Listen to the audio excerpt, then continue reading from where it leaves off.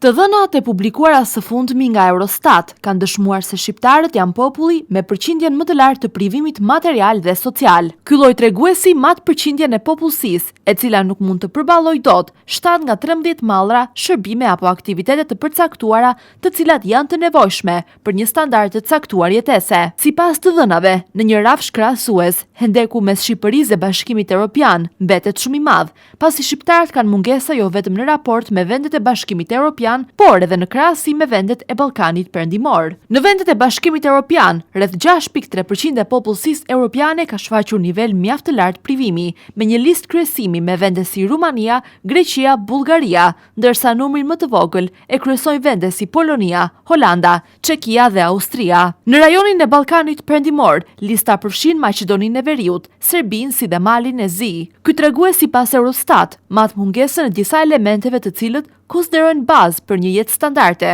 Aktualisht ekzistojnë 13 elemente dhe treguesi mat 7 prej të cilëve popullsia nuk mundet dot të përballojë. Këta element përfshin pagesat e qirave, faturave, këstet e blerjeve, përballimin e shpenzimeve të papritura deri në një javë pushime, aksesi një automjeti, zëvendësimi i mobileve të konsumuara, zotërimi 2 palë këpucëve, shpenzimi një shume të caktuar për veten, pjesëmarrje në aktivitete argëtuese, konsumimi i produkteve shtazore dhe vegetariane, takime me miq apo familjar, si dhe aksesi në internet.